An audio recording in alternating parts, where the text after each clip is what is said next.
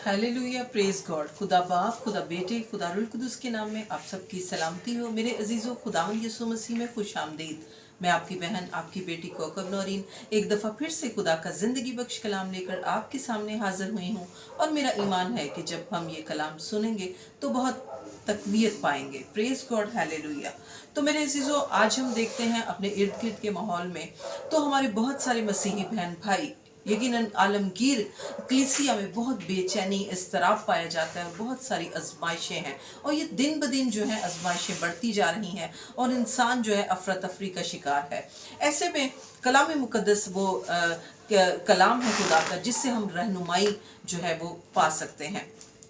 तो हम देखेंगे कलाम मुक़द्दस में से कि हम किस तरह से इन आजमाइशों से निकलने के लिए ताकत पा सकते हैं, हम कुव्वत पा सकते हैं, तकवीत पा सकते हैं और खुदा की रहनुमाई पा सकते हैं। तो इसके लिए आज बात करने के लिए हमेशा की तरह ब्रदर एल्फ्रेड हमारे साथ मौजूद हैं। हम उन्हें वेलकम करेंगे और इस बात के हवाले से जो है वो हम इस मौजू के हवाले से बात करेंगे। Welcome in our show brother. खुदावंद यीशु मसीह के बाबरकत और खूबसूरत नाम में, बल्कि खूबसूरत तरीन नाम में आप सबकी सलामती हो। आपकी भी सलामती हो। खुदावंद का शुक्र हो कि हमेशा की तरह आज फिर थोड़े वक्फे के साथ हम लोग हाजिर हुए हैं और मैं ख़ास कर सिस्टर कोकब नौरीन का शुक्रगुजार हूँ कि जो इस तरह से खुदावंद के कलाम को हम एक दूसरे के साथ शेयर करके ये खुशखबरी को हम दूसरों तक पहुँचाते हैं। आमीन। ताकि इस बेदीनी दौर में हाँ जी, हम अपने आप को और अपनी ज़िंदगियों को और अपने चाहने वालों को और मसीह लोगों को सेव कर सकें उन बातों से हाँ जी, कि जो आज के दौर में हमारे लिए, हमारी ज़िंदगियों के लिए तकलीफ दे है। Praise God. जिस तरह के हमारी जी, सिस्टर ने ये बात आज एक टॉपिक रखा है हाँ जी, कि हमने अपने आप को इस बेदीनी दौर में सेफ किस तरह रखना हाँ जी। तो ब्रदर, मैं ये समझती हूँ कि जैसा कि हम हमेशा जानते हैं कि हम कहते हैं कि जब हम दुआ करते हैं Yes. तो हम खुदा से बात करते हैं बेशक। और जब हम बाइबल स्टडी कलाम खोल के पढ़ते हैं तो खुदा हमसे बात करता है। बेशक। तो इसका मतलब ये है कि हमें अपनी आजमाइशों से बचने के लिए, अपनी आजमाइशों से निकलने के लिए, आजमाइशों को बर्दाश्त करने के लिए हमें दुआ में रहने की ज़रूरत है ताकि हम जो है खुदा से रहनुमाई पा सकें। Yes. क्या कहेंगे इसके बारे में? यस, अगर हम देखें खुदा के कलाम के मुताबिक ही हम अगर गौर करते हैं हाँ जी, तो लूका की इंजील उसका 22 बाब और उसकी 39 आयत में हम थोड़ा सा पढ़ेंगे जी जी, और देखेंगे कि खुदावंद हमें क्या फरमाता है। हाँ जी, ये दुआ के हवाले से जो आपने टॉपिक दिया है। हाँ जी, फिर वो निकल कर अपने दस्तूर के मुआफिक जैतून के पहाड़ को गया और शागिर्द उसके पीछे हो लिए। जी जी, और उस जगह पहुंचकर उसने उनसे कहा, दुआ करो, आजमाइश में ना पड़ो।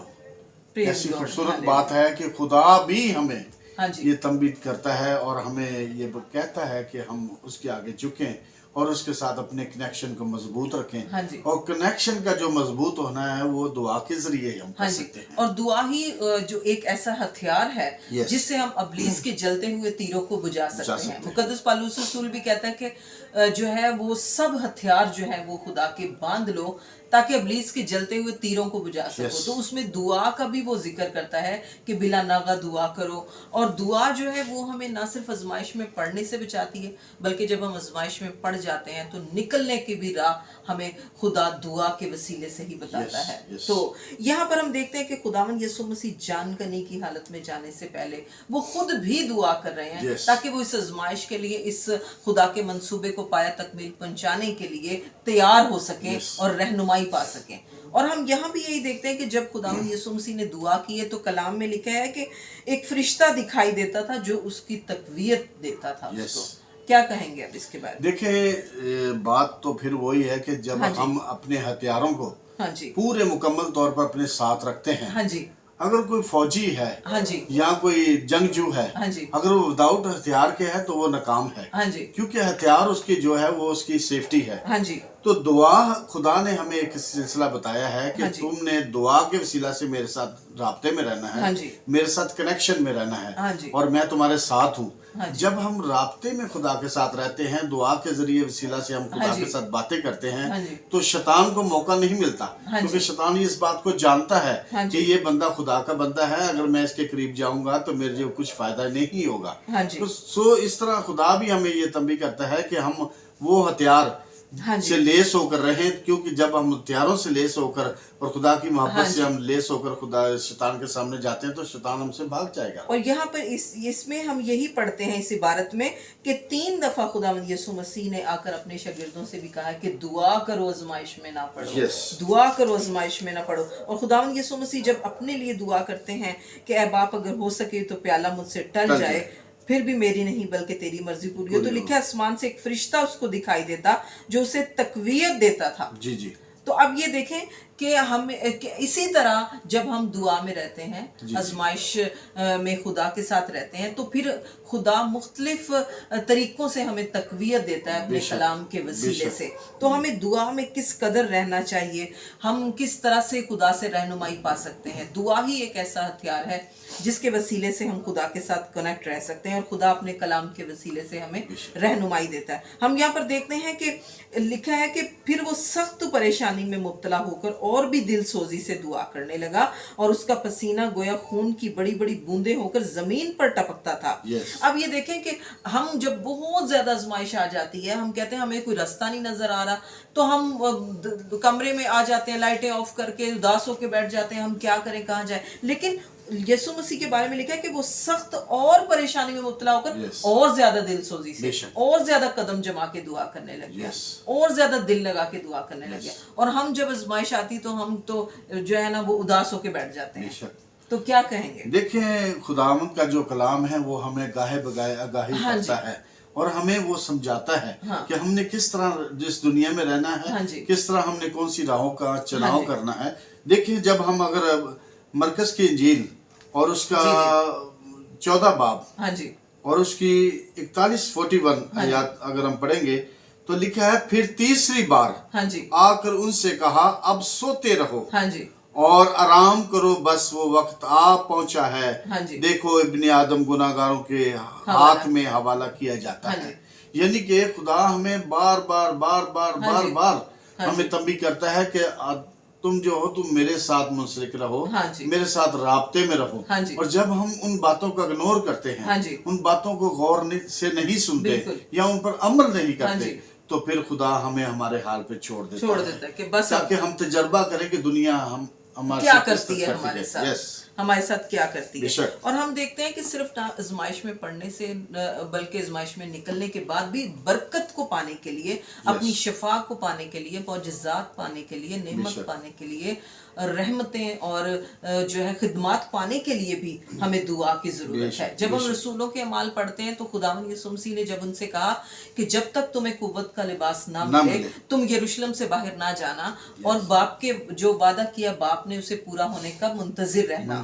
ठीक है, तो उन्होंने वो फारिग यरूशलेम की बिल्डिंगें देखने में वक्त नहीं गुजारा, यरूशलेम में जो उनके सैर के मकामात थे वो देखने में वक्त नहीं गुजारा। देखिए, वो जैतून के बाला खाना में गए और 120 की जमायत दुआ में बैठ गई। कि वादा पूरा उन्होंने रिसीव किया वादा, लेकिन दुआ में ठहर के, रोजे में ठहर के उन्होंने जो है वो वादा रिसीव किया। ये नहीं कि यरूशलेम से बाहर ना जाना तो हम यरूशलेम की सैर कर लें, यरूशलेम में हम जाके कभी बाग में जाके बैठ जाएं, कभी पिकनिक पे चले जाएं, कि अपनी मर्जी के मुताबिक ना हो, हाँ, जो कुछ भी बल्कि वो दुआ के जरिए उन्होंने जो है वो काम किया। हम एक बेवा की स्टोरी भी पढ़ते हैं। बेवा भी जब काजी उसका हुक्म नहीं मानता था, उसने मुसलसल वहां पर जाके दुआ करके उसने अपना जो है वो केस जीता।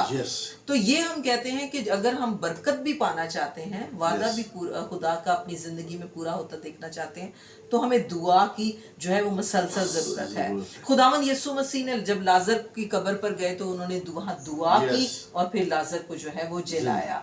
हम देखते हैं जब उन्होंने 5000 लोगों को खाना खिलाया तो उन्होंने दुआ की और शुक्रगुजारी की। जब वो इतनी सख्त टास्क को पूरा करने वाले थे, मंसूबे को कफारा देने वाले थे, तो दुआ की उन्होंने, ताकि वो इस आजमाइश के लिए, इस बात के लिए तैयार हो सके।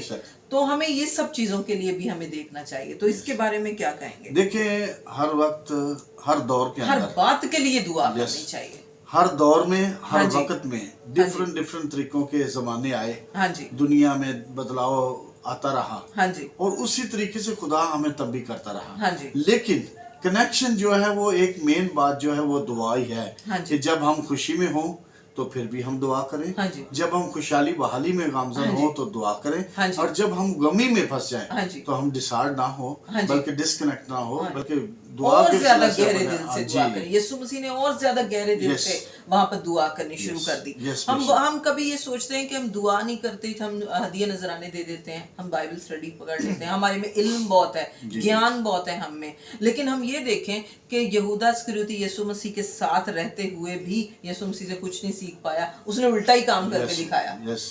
تو یہ نہیں کیونکہ وہ دلی طور پر منسلک نہیں تھا. ہم دیکھتے ہیں کہ علیشا کے ساتھ رہتے ہوئے حجازی نے الٹا ہی کام کر کے دکھایا.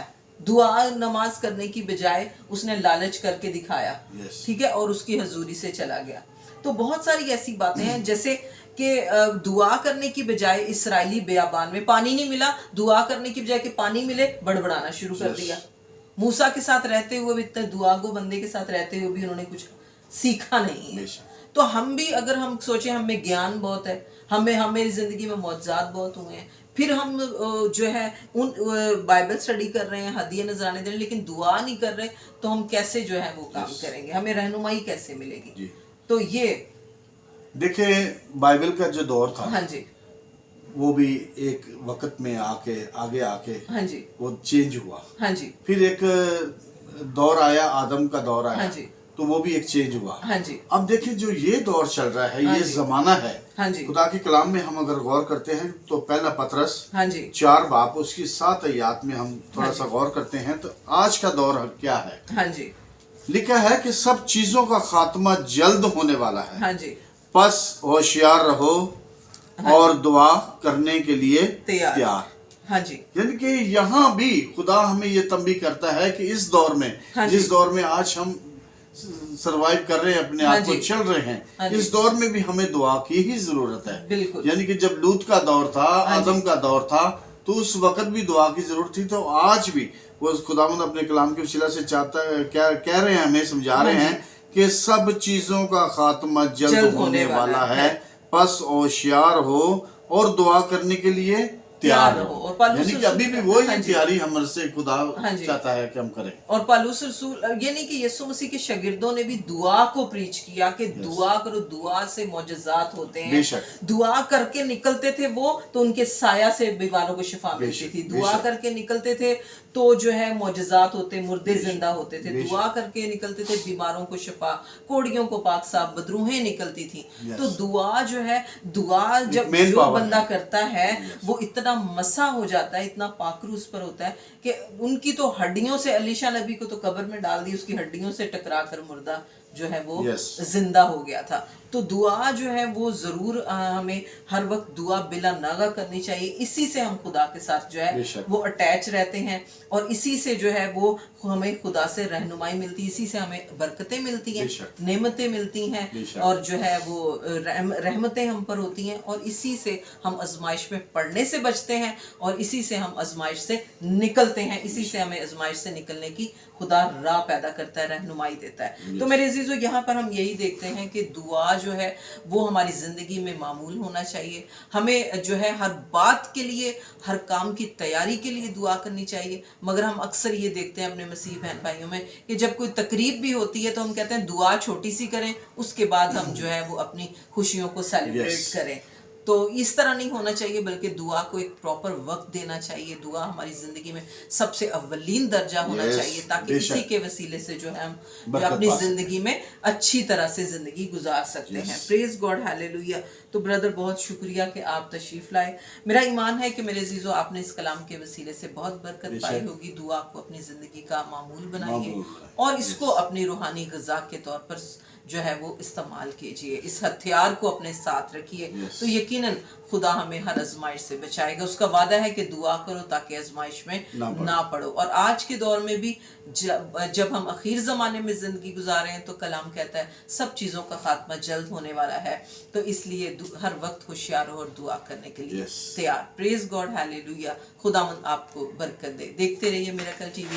may God bless you, may God bless me. خداوند آپ سب کو برکت دے اس کلام کے وسیلہ سے. God bless you.